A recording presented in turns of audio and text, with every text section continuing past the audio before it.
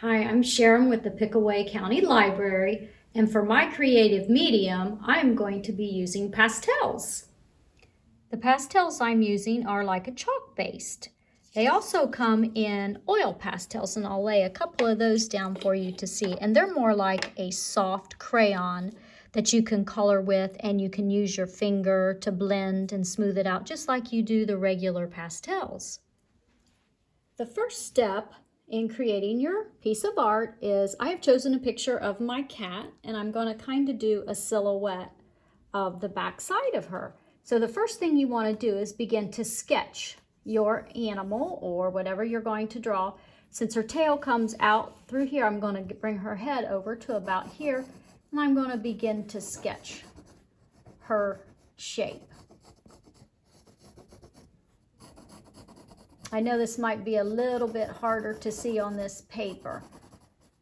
So I'm going to continue sketching this and wait to see what I come up with. Okay, you can see that I have Ruby sketched out. Ruby's my cat. I chose to go ahead and use a piece of brown construction paper.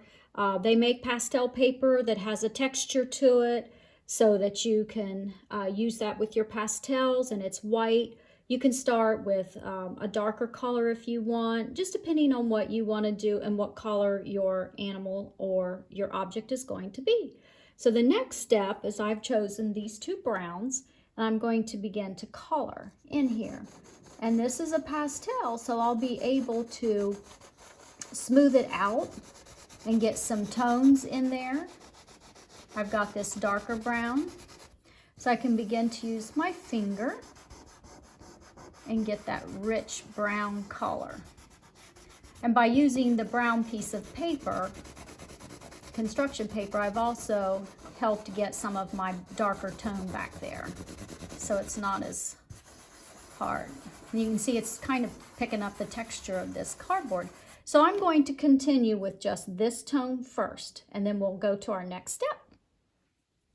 Okay, you can see that I have all of my rusty shade in, because Ruby's kind of a rusty brown. And I'm going to go ahead and begin putting some of the darker shades in on the shady side of her body. And you can see that her head's kind of dark right through here, coming up there. Then her tail's dark. She's got some black on her tail, so I'll get some black in there too.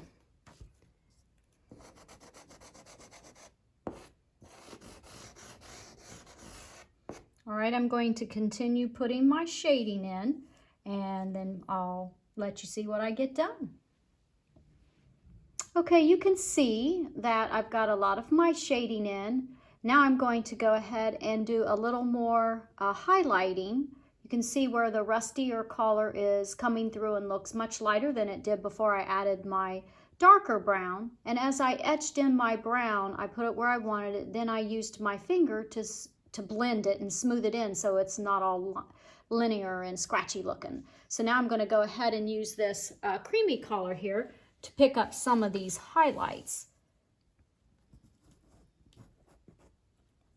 She's standing in front of a window, or sitting rather, and that's why you can see these highlights. And of course her ears are kind of thin, so the light's kind of penetrating through.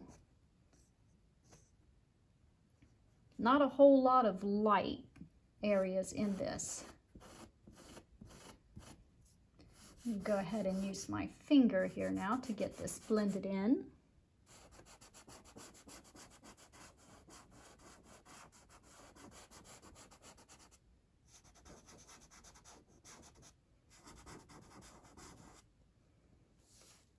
And she's got some highlights right in here, and it kind of goes down like this.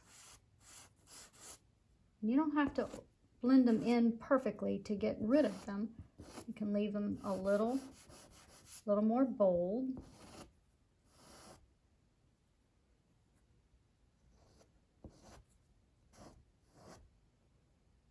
And I see kind of like a little light area right in there.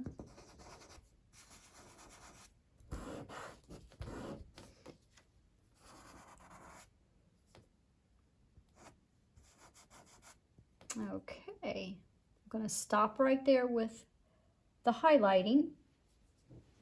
Okay, now I have a black piece of pastel, and I'm going to go ahead and put some of this even darker tones. I see some even darker tones here in her head, and I'm just going to go ahead and put some of that, and I can notice this kind of has a line of it up through here, and then it's kind of dark right in here, and then this is one of the darker areas, so I'm just going to color that in.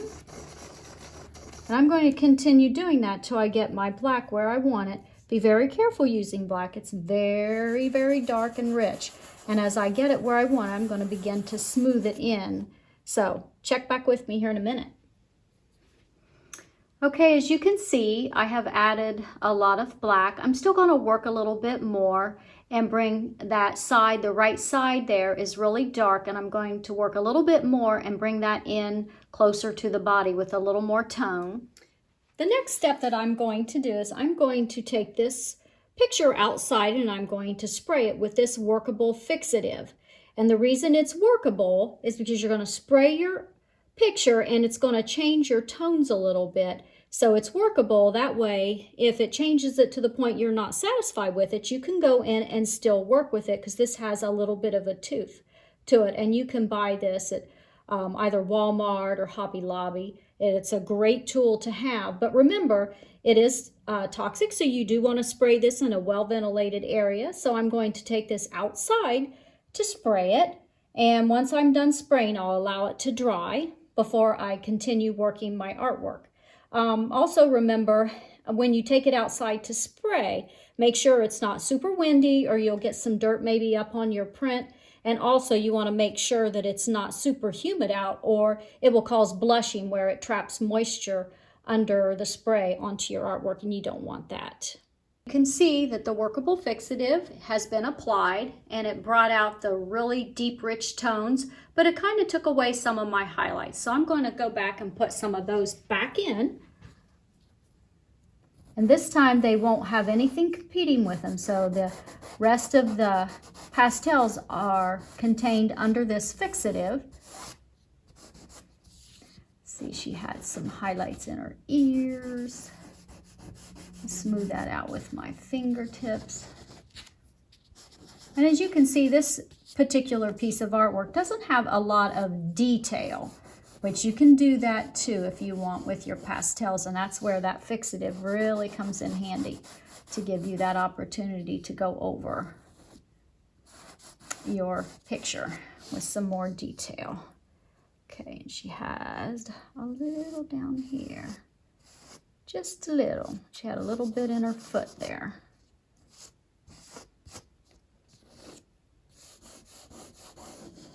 It was softer over here on this side. Now let me take a look. The last step I'm going to do before I put my sealer on this is I'm going to add some whiskers. You can't see Ruby's whiskers in this picture, but she's a cat and cats always have whiskers. So here we go. I mean, after all, what's a cat without whiskers?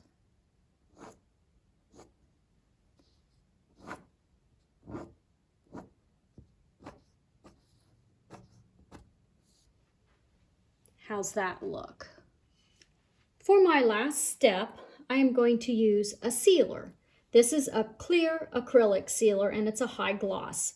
This comes in a matte and a medium gloss as well. It depends on what you like. This is going to make it more of a shiny appearance. And this also seals your artwork in, and it does help protect from ultraviolet rays.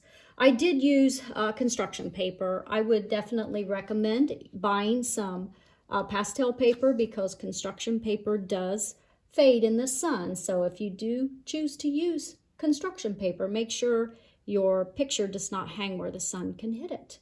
All right, I'm going to go spray this and we'll see how it looks. My picture is dry now. I went outside and I sprayed it with the sealer, which was the high gloss clear sealer, and now all of my pastels are contained underneath it. So if you touch it, it's not going to rub off onto your hands. So that's a really nice sealant to use. Like I said, it comes in matte and it also comes in a semi-gloss. Thank you for joining me today. I hope you've enjoyed your tutorial on creative mediums using pastels. My picture's all finished and I'm going to hang it on my wall.